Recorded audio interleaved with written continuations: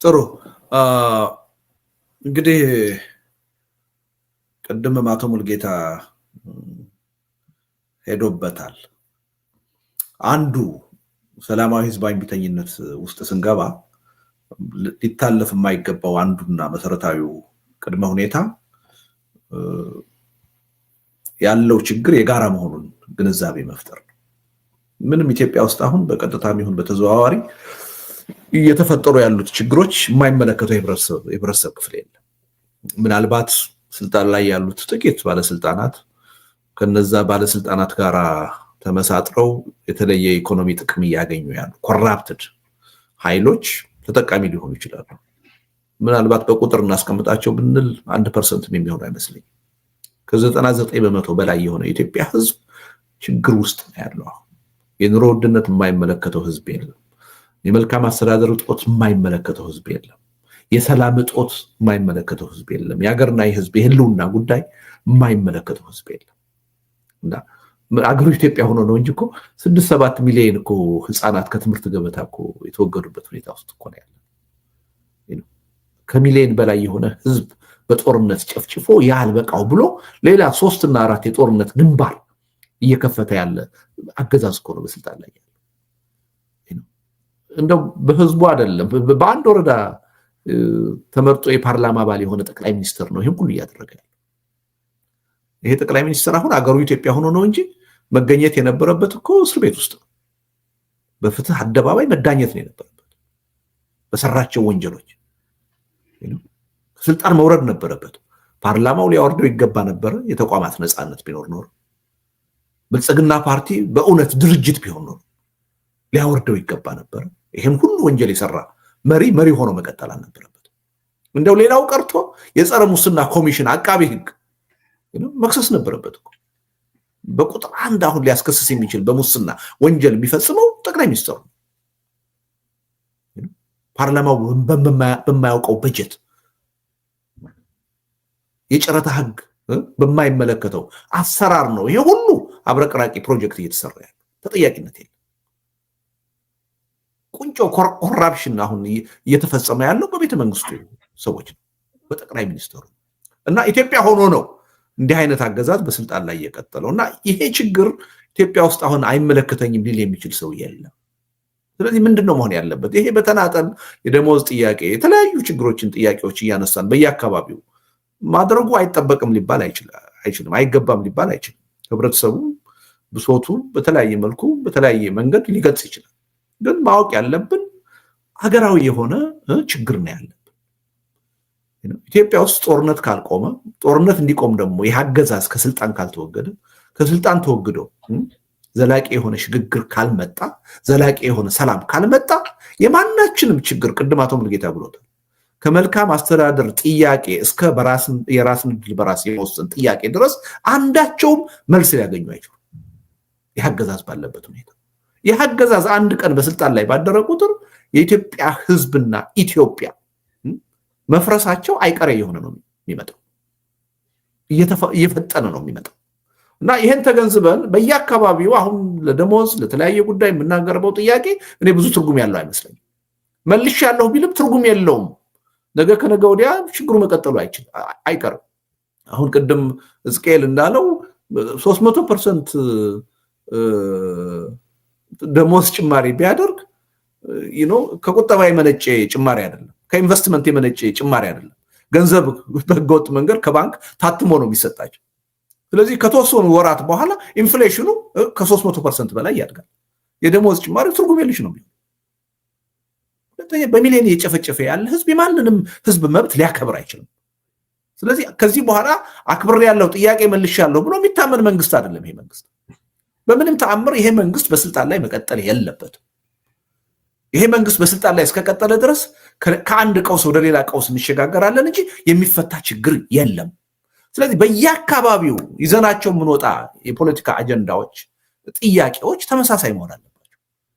አሁን ቅድም የተጠቀሱት አብሮነት አሁን እያቀነቀናቸው ያሉ ጦርነት ይቆም፣ የግፍ አገዛዝ ይወገድ፣ ሽግግር ይምጣ፣ ሰላም ይስፈን። ይሄ የሁላችንም አክሮስ በአገር ደረጃ በህዝብ ደረጃ መያዝ ያለበት አጀንዳ።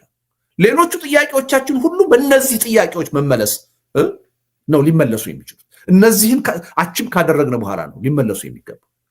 ስለዚህ እዚህ ላይ በደንብ የወቅቱ የኢትዮጵያ ተማሪዎች፣ የዩኒቨርሲቲ ተማሪዎች፣ የወቅቱ የኢትዮጵያ ወጣቶች በ21ኛው ክፍለ ዘመን ያሉት ከ1960ዎቹ ወጣቶች መሻል ነው ያለባቸው እንጂ ማነስ አይደለም ያለባቸው።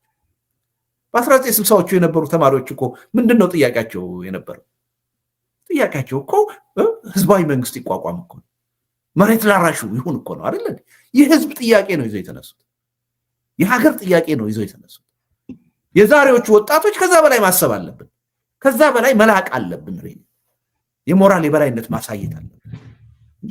በጥጣሽ ለሆነ እዚህም እዛም ላለ የግል የቡድን ችግራችን አይደለም መጨነቅ ያለብን። ያ ሁሉ ነገር ተፈቶ በዘላቂነት ሊቀጥል የሚችለው አገርና ህዝብ ሲኖር ነው፣ ህልውናችን ሲቀጥል። ህልውና በሌለበት ሁኔታ የትኛውንም አይነት ጥያቄ ብናነሳና መንግስት መልሻለሁ ቢል ምንም ፋይዳ የለም። ይሄ መንግስት በዘላቂነት የሚመልሰው ጥያቄ የለም። እሱ ላይ መሰመር አለበት። እኔ እሱ ላይ መተማመን ያለብን ይመስለኛል። ሌላው የአብሮነት አሁን ያቀዳቸው ሁለት ትዕይንተ ህዝቦች ወሳኝ ናቸው። ዝም ብለን አይደለም ያቀድናቸው፣ በደንብ አስበንባቸው። ይሄ በኢንተርኔት የምናደርገው የተቃውሞ ትዕይንተ ህዝብ ታስታውሳለህ ቴዲ፣ 100,000 ሰው ላይቭ እንዲከታተለው በታሪክ ለመጀመሪያ ጊዜ እናደርጋለን ብለን 1 ሚሊዮን ሰው አካባቢ ነው ኦልሞስት ማሳካት የቻለው። አሁን በብዙ ሚሊዮኖች እንዲሳተፍበት ነው የምናደርገው። የህብረተሰቡን ስሜት፣ አንድነት፣ ብሶቱ የት ደረጃ ላይ እንደደረሰ የማሳያ መድረክ ነው የምናደርገው። ዋሽንግተንና ለንደን ያሰብነው እንትን ዝም ብሎ አይደለም።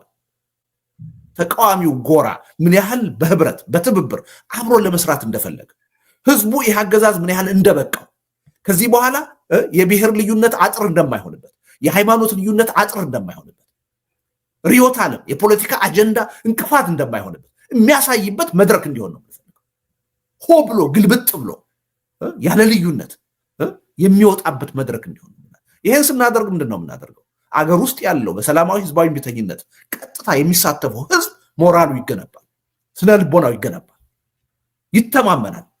ተቃዋሚዎች በዚህ ደረጃ ከተባበሩ፣ እንዲህ አይነት ነገር ማድረግ ከቻሉ ማቹር አድርጓል። ይሄን መንግስት ጥለን የተሻለ ነገር እናመጣለን የሚል በራስ መተማመን እንፈጥራለን። ስለዚህ እነዚህ መድረኮች በጣም ወሳኝ ናቸው። በአጭር ጊዜ ግብረ ኃይል አቋቁመን ለህዝቡ እናሳውቃለን።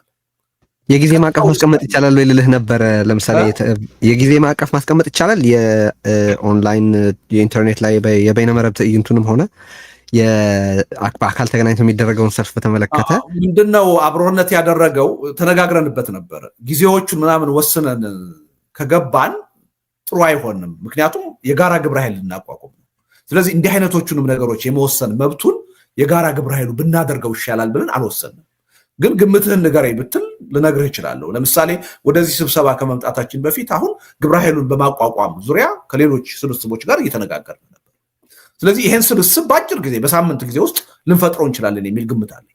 እሱን ከፈጠርን የኢንተርኔት የትዕይንተ ህዝቡ ልምዱም አለን።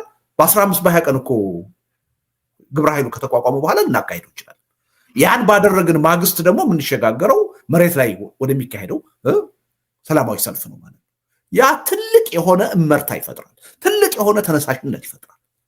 ብዙ መልእክቶችን ለኢትዮጵያም ህዝብ፣ ለኢትዮጵያም መንግስት፣ ለዓለም አቀፉም ህብረተሰብ እንዲያስተላልፍ አድርገን ነው የምናካሄደው እና ይሄን ህብረተሰቡ ትኩረት ሰጥቶ፣ ሚዲያው ትኩረት ሰጥቶ ሊከታተለው ይገባል። ሁሉም እገዛውን ሊያደርግበት ይገባል የሚል እምነት አለ እና ሪሊ የምንሰጣቸውን መግለጫዎች በየጊዜው ህብረተሰቡ ሊከታተል ይገባል፣ ትብብር ሊያደርግ ይገባል። ከወዲሁ የስነ ልቦና ዝግጅት ሊያደርግ ይገባል እና እያንዳንዷ ነገሮች አሁን የምንሰራቸው ስራዎች ዞሮ ዞሮ በድምር ውጤቱ አገዛዝ አንበርክክ የሆነ ህዝባዊ እምቢተኝነት ኢትዮጵያ ውስጥ ለማቀጣጠል ለማካሄድ ሳያሸንፍ የማይቆም በእርግጠኝነት እሱን ለማካሄድ የሚያስችሉ ቅድመ ሁኔታዎችን ነው እየሰራን ያለን። ህብረተሰቡ ይሄን አውቆ ሁለንተናዊ ድጋፍ ማድረግ አለበት። በትኩረት በንቃት መከታተል አለበት። የፖለቲካ ኃይሎች ደግሞ ምንም ማቀንጨት የለም። ለሁሉም ነገር መፍትሄ ያስቀምጣል። የወንጀል ተጠያቂነት የሚኖርባቸው ኃይሎች ዛሬ አይደለም ሂሳብ ማወራረድ የሚችለው፣ ነገ የሽግግር ጊዜ ፍትህ ይመጣል። ማናችንም በወንጀል የተሳተፍን ኃይሎች ተጠያቂ እንሆናለን። ተጠያቂነትን ምንም የሚተካ ነገር የለም። ያሉብንን የፖለቲካ አጀንዳ ቅራኔ እንዴት መፍታት እንደምንችል እያስቀመጥን ነው። መፍትሄ የምንችለውን በድርድር በውይይት እንፈታለን። እኛ ካልቻል አገሩ ባለቤት አለ፣ የኢትዮጵያ ህዝብ የሚባል ባለቤት አለ። ስለዚህ በምርጫ ሂደት የሚፈቱ የፖለቲካ ልዩነቶች ይኖራሉ። በህዝበ ውሳኔ የሚፈቱ ልዩነቶች ሊኖሩ ይችላሉ። እንዲቋቋም የምንፈልገው የሽግግር ሂደት ይህን ሁሉ ነገር ለማስተናገድ የሚያስችል ነው። ስለዚህ አሁን የሚያጣላን ነገር የለም። አንድ ሀገር፣ አንድ ህዝብ አለን። ያ አገርና ህዝብ ተርፎ እነዚህን የፖለቲካ ጥያቄዎቻችንን፣ ልዩነቶቻችንን በሰለጠነ መንገድ ዴሞክራቲክ በሆነ አግባብ በህዝብ ውሳኔ የምንፈታበት ሁኔታ መፈጠር አለበት እና ሪሊ አሁን በፍጥነት የህዝቡ ትልቅ የሆነ ማዕበል ነው እየመጣ ያለው። ይሄ ማዕበል ከኛ ፍጥነት አልፎ መሄድ የለበት። እኛ የበለጠ ፈጥነን የምንቆጣጠረው ማለት አለበት። አቅጣጫ ሲዘን የምንመራው መሆን አለበት። እንደ ፖለቲካ ኃይልም እኛ ካለፉት የፖለቲካ ኃይሎች የተሻለንን ማለት ካለብን ሪሊ ይሄን ትግል በእቅድ መምራት አለብን። በስሜት አይደለም፣ በተጠና ሁኔታ መምራት አለብን። ስለዚህ ህዝቡ በትግሉ ውስጥ ሊከፍለው የሚገባው መስዋዕትነት ባነሰ ሁኔታ እንዴት ነው ይሄን የምንፈጽመው? ባነሰ ጊዜ እንዴት ነው የምንፈጽመው? ለዘላቂ ውጤት በሚያበቃ መልኩ እንዴት ነው የምንፈጽመው በሚለው ጉዳይ ላይ በደንብ ነው እየተዘጋጀን ያለ በኃላፊነት ስሜት እና ህዝቡ ይህን ማወቅ አለበት። ከዛ በኋላ ደግሞ ሪሊ አገዛዙ ከተፈረካከሰ በኋላ ቅድም እንደተባለ የፖለቲካ ቫኪዩም ከተፈጠረ በኋላ ከአሁኑ ምን አይነት የሽግግር መንግስት ነው የምናቋቁመው? ምን አይነት ቅርጽና ይዘት ይኖረዋል? ህዝቡ በዛ እምነት እንዲኖር እኛ የምንታገለው ስልጣን ላይ ያለውን አካል ለማውረድ ያን ግብ አድርገን ሳይሆን የተሻለ ነገር ለማምጣት እንደሆነ ህዝቡ እንዲያምንብን። ይሄ እምነት ምን ይፈጥራል? ይሄ ጥርጣሬ በፖለቲካችን ውስጥ ስር የሰደደውን ጥርጣሬ፣ አለመተማመን ሁሉ በማለዘብ ረገድ ትልቅ ሚና ይጫወታል እና በዛ ሁኔታ ላይ ነው ያለነው። ይከታተሉን። ሚዲያዎች ሪሊ የምታደርጉትን እገዛ የበለጠ አጠናክራችሁ ቀጥሉ እና በአጭር ጊዜ ይሄ የትግል እንቅስቃሴ ሁላችንም ከምንገምተው በላይ መርታ ያሳያል የሚል ተስፋ ነው ያለኝ።